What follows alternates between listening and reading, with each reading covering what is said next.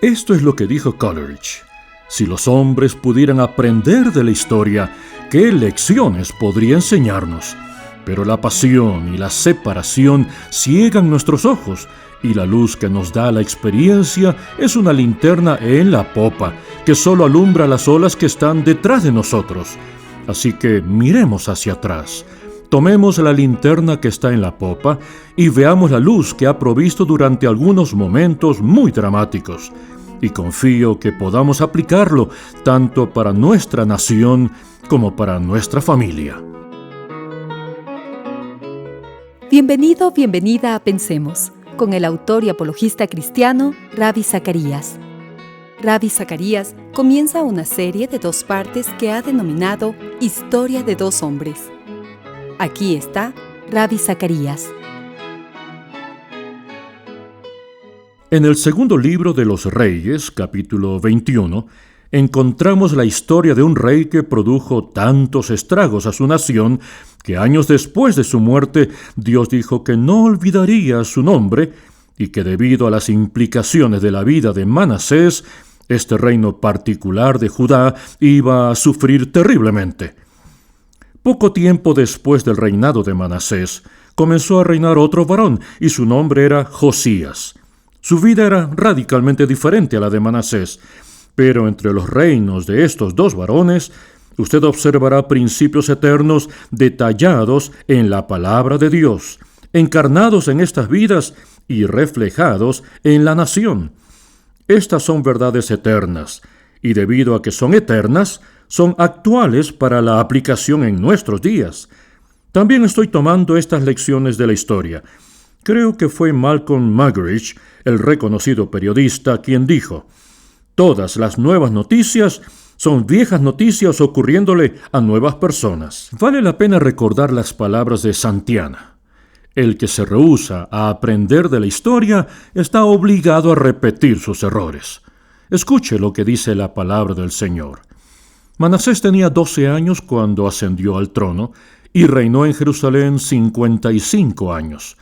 Su madre era Hepsiba. Manasés hizo lo que ofende al Señor, pues practicaba las repugnantes ceremonias de las naciones que el Señor había expulsado delante de los israelitas. Reconstruyó los altares paganos que su padre Ezequías había destruido. Además, erigió otros altares en honor de Baal e hizo una imagen de la diosa Asera, como lo había hecho Acab, rey de Israel. Se postró ante todos los astros del cielo y los adoró. Construyó altares en el templo del Señor, lugar del cual el Señor había dicho: Jerusalén será el lugar donde yo habite. En ambos atrios del templo del Señor construyó altares en honor de los astros del cielo. Ahora, escuche esto. Sacrificó en el fuego a su propio hijo, practicó la magia y la hechicería, y consultó a nigromantes y a espiritistas. Hizo continuamente lo que ofende al Señor, provocando así su ira. Manasés reinó durante 55 años. Luego una breve interrupción. Amón, su sucesor, ocupó el trono solamente por 2 años y luego llegó Josías. Josías tenía 8 años cuando ascendió al trono y reinó en Jerusalén 31 años. Su madre era Jedidá, hija de Adaías, oriunda de Boscat. Josías hizo lo que agrada al Señor, pues en todo siguió el buen ejemplo de su antepasado David, no se desvió de él en el más mínimo detalle. Cuando regresamos en el tiempo y leemos sobre las cosas con las que luchaban hombres y mujeres, nos damos cuenta que aquello que dijo Muggeridge era tan pertinente. Todas las nuevas noticias son viejas noticias ocurriéndole a nuevas personas. Sin embargo, hay algunas facetas de nuestros desafíos que son exclusivas. Regresemos a mediados del siglo XIX, cuando Abraham Lincoln dijo estas palabras: hemos sido preservados durante muchos años en paz y prosperidad. Hemos crecido en número y en poder como ninguna otra nación ha crecido, pero nos hemos olvidado de la mano de gracia que nos preservó en paz, nos multiplicó, enriqueció y fortaleció. En vano hemos imaginado, en el engaño de nuestros corazones, que todas estas bendiciones fueron producidas por alguna sabiduría y virtud superiores que son propias de nosotros. Ahora, intoxicados con un éxito no quebrantado, nos hemos vuelto demasiado autosuficientes para necesitar la gracia redentora que nos preserva. Somos demasiado orgullosos para orar al Dios que nos hizo. Lincoln dijo esto a mediados del siglo XIX para recordar a una nación que, con todas las bendiciones de Dios, viene una responsabilidad seria, y en ocasiones la prosperidad puede alejarnos del mismo proveedor de esa prosperidad.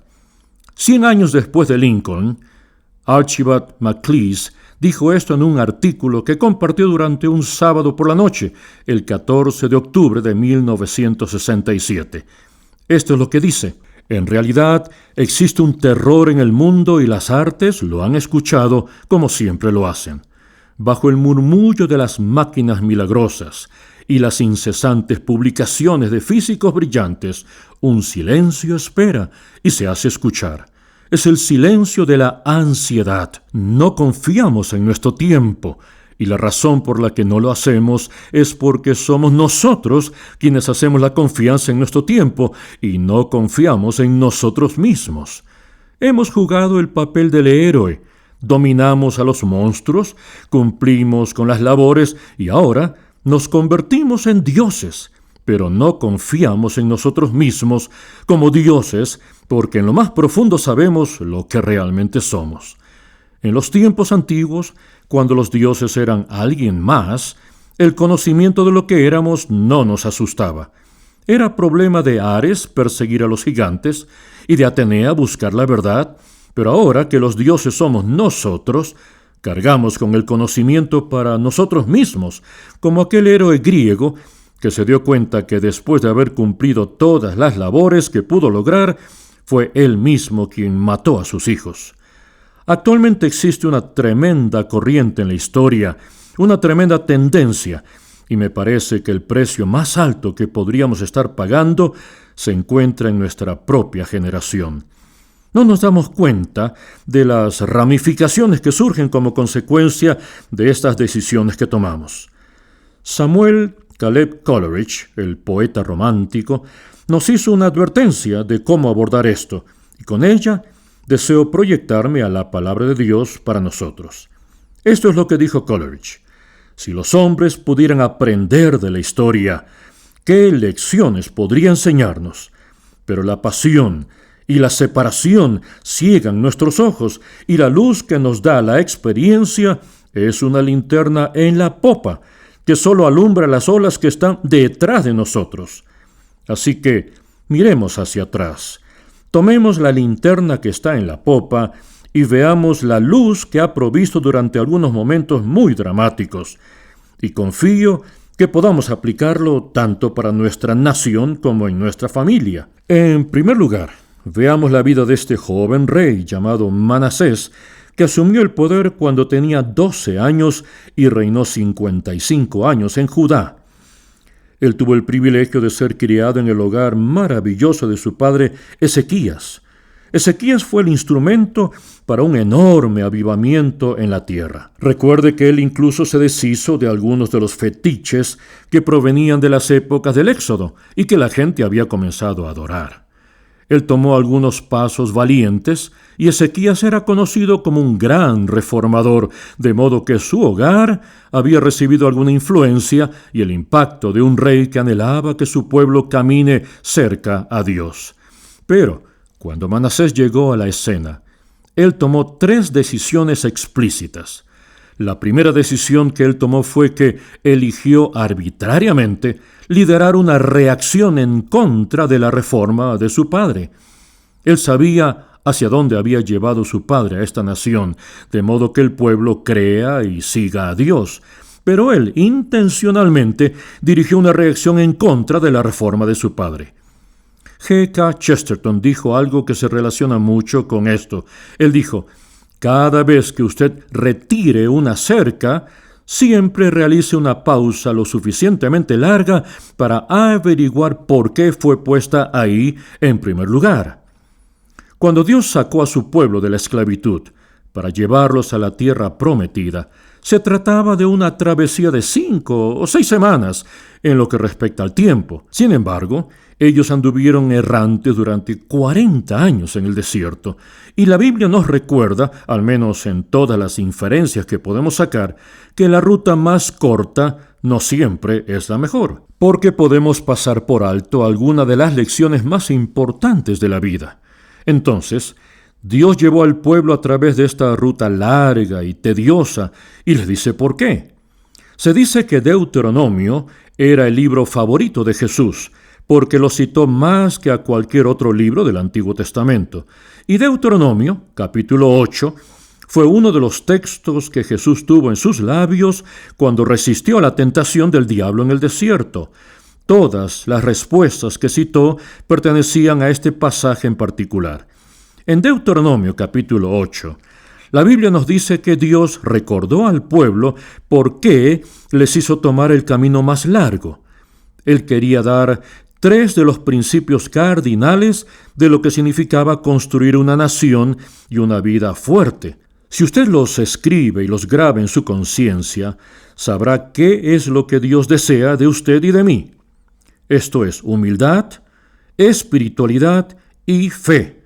Para que usted conozca lo que está en su corazón, para que conozca que el hombre no vive solo de pan, sino de cada palabra que procede de la boca de Dios, y para que usted sepa que incluso al vagar durante 40 años en el desierto, muchas de sus pertenencias no se gastaron, porque Dios proveyó para ellos, de modo que puedan seguir confiando en Él.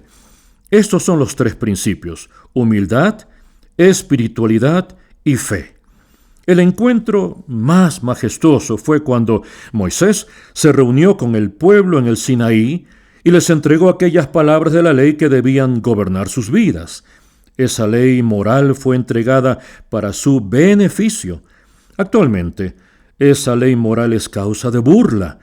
Esas mismas palabras que Él usó para recordarnos que debemos mantener puras nuestras palabras, familias, tiempo, adoración, sustancia y pertenencias, y los derechos de nuestro prójimo. Todo lo que fue dado en la ley tenía la intención de que nosotros, como seres humanos, pudiéramos comprender el propósito mismo para el que fuimos creados. No tendrán dioses ajenos delante de mí. Pero Manasés llegó a la escena, y él sabía cuál era la ley moral que regía al pueblo. Él sabía cómo Dios se había revelado mientras caminaban por el desierto durante todos esos años. Pero tomó la decisión consciente de darle la espalda al Dios viviente, y las consecuencias iban a seguir. Tuve la oportunidad de estar con Magritte algunos meses antes de su muerte. Tenía más de 80 años, sin embargo, tenía unos discernimientos tan maravillosos, estaba tan fluido en el uso de su lenguaje, y en un momento, él me miró y me dijo que una vez estuvo en su casa Svetlana Stalin, la hija de José Stalin, el semidios que ejecutó tal derramamiento de sangre sobre su propio pueblo. Y Magritte me dijo que, cuando Svetlana estuvo en su hogar, estaban haciendo una producción de la vida de su padre que estaba siendo filmada por la BBC. Y Magritte me comentó que después que estuvo junto al lecho de muerte de su padre, todavía tenía terribles recuerdos de su último acto físico. Ahí estaba él, en cama, alucinando, moviendo sus brazos para ahuyentar lo que él describió como lobos que lo atacaban. Recuerde que alguna vez Stalin fue estudiante de un seminario y se estaba preparando para ir al ministerio, pero después renunció a su fe en Dios y con valentía arrebató el poder al gobierno ruso y tomó algunas decisiones muy específicas. Una de ellas fue bloquear a Dios de la conciencia de su propio pueblo. Y Svetlana decía que en su lecho de muerte, lo último que Stalin hizo antes de morir fue sentarse sobre su cama, apretó los puños con dirección al cielo una vez más, cayó sobre la almohada y expiró. ¿Se da cuenta? Es posible llegar a tener tal desprecio en contra de la misma idea de Dios. Y Manasés apretó sus puños hacia Dios durante la mayor parte de su vida, quitando las cercas, borrando los límites y añadiendo nuevas clases de adoración e ideas en las mentes del pueblo. Pero cuando él hizo esta primera reacción, la segunda cosa que ocurrió es que aceleró el desarrollo del humanismo. Usted puede estar seguro de que cuando quitamos la verdad, estamos abriendo las puertas para que el torrente de una superabundancia de errores irrumpa como una terrible ola. Solo existe un ángulo en el que podemos estar de pie firmes, pero hay un número infinito de ángulos desde los cuales podemos caer. Así que cuando se acabó con la verdad, de repente surgió la posibilidad del error nunca antes visto, que fue el sacrificio de niños. Y esto no fue lo peor. Escuche la descripción que un historiador hizo de esta época del Valle de Hinnom. Cada vez que leo esto, me viene a la mente la imagen de cuando estuve en el Valle de Hinnom en Jerusalén. Escuche lo que dice este comentarista. La espantosa imagen de Moloc, el dios de los amonitas, una vez más se levantó en el Valle de Hinnom, y Manasés, en persona, lideraba la fila de personas que iban a consagrar a sus propios hijos, no a Yahvé, sino al repugnante ídolo, porque como decía el refrán, había que hacerlos pasar por el fuego, como si las llamas tuvieran el poder de consumir al cuerpo terrenal impuro, para liberar el alma y que ésta camine por en medio de ellos para limpiar al pueblo de toda la tierra, para unirlos con el Dios principal. La noche parece haber sido el momento especial para estas terribles inmolaciones. Los alaridos de los niños se ahogaban en los altares y rodaban hacia el fuego de los brazos de los ídolos, rojizos por el calor. Los gritos y los cánticos de la histérica multitud y el tumulto salvaje de los tambores y los instrumentos estridentes sofocaban los lamentos de las víctimas y se elevaban sobre la espantosa discordancia de la ciudad, formando todo un mar desde los muros debido al brillo de las brasas y las llamas. Esta idea de tal horror trascendente se convirtió en el nombre del valle de esa época y todavía continúa en la forma de Gehenna, la palabra común para referirse al infierno. ¿Puede imaginarse este histórico cuadro? Estos ídolos estaban en el valle y las llamas se ubicaban entre los brazos de la estatua. Hombres y mujeres recibieron la orden de llevar a sus hijos para ponerlos en los brazos de estos ídolos, donde los empujaban hacia el fuego, como si fuesen a ser purificados y limpiados. La gente que estaba en la distancia, horrorizada por esto, veían un cielo color rojizo sobre la ciudad. Escuchaban los gritos y alaridos de los niños que estaban delante de las llamas, y esto se convirtió en tal símbolo de horror que llamaron a ese lugar Gehenna, el lugar del infierno. Manasés llevó esto a cabo.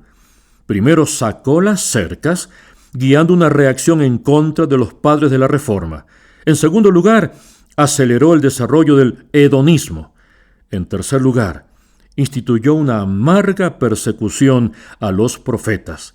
En consecuencia, ocurrieron tres cosas. Número 1, escuche con atención.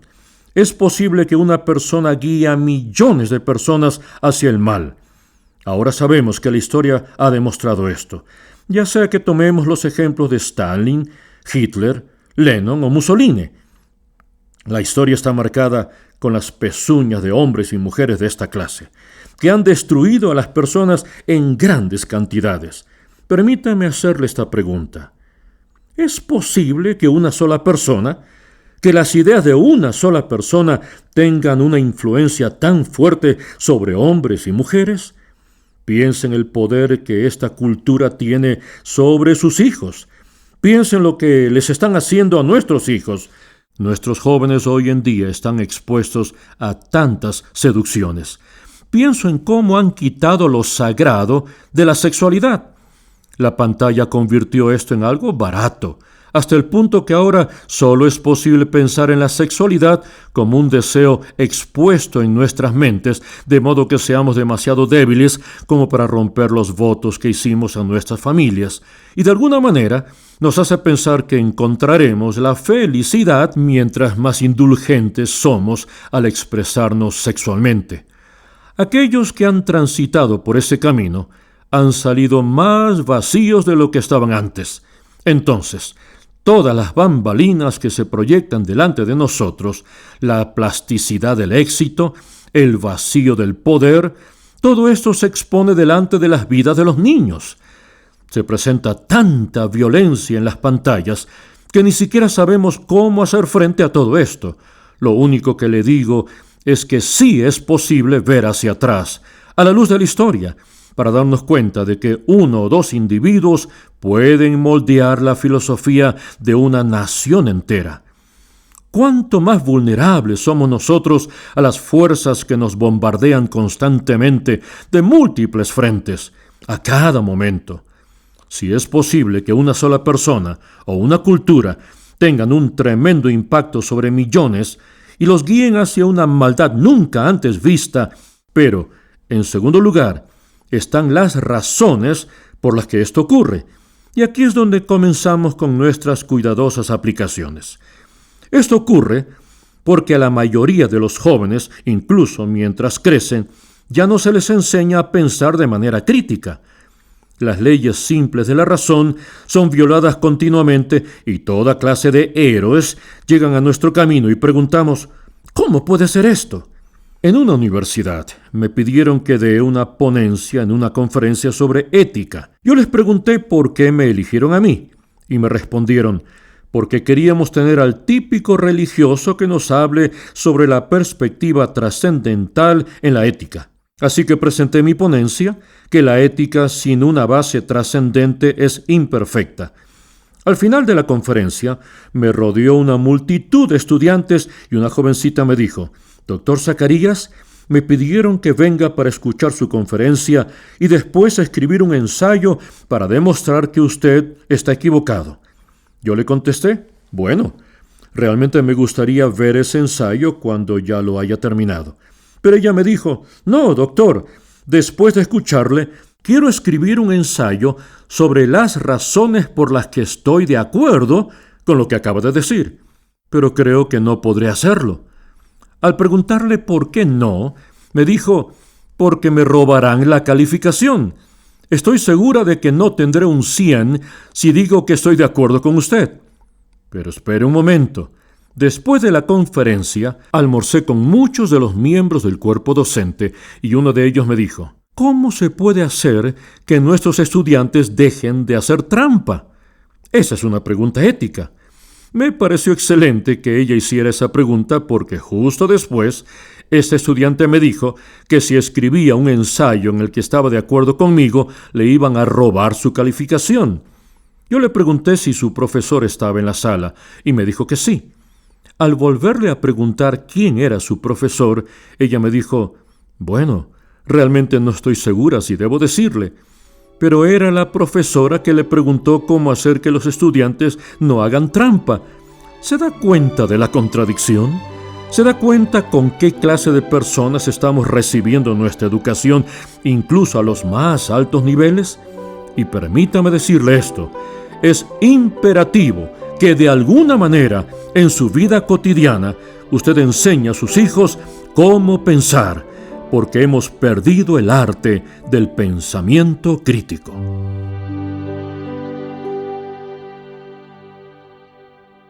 Usted ha estado escuchando un mensaje titulado Historia de dos hombres.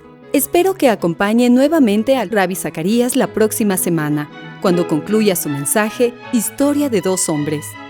Pensemos, con el autor y apologista cristiano, Rabbi Zacarías. Es un ministerio radial sustentado por nuestros oyentes, que tiene el propósito de ayudar al creyente a pensar y al pensador a creer, y es una producción del Ministerio Internacional Rabbi Zacarías en Atlanta, Georgia.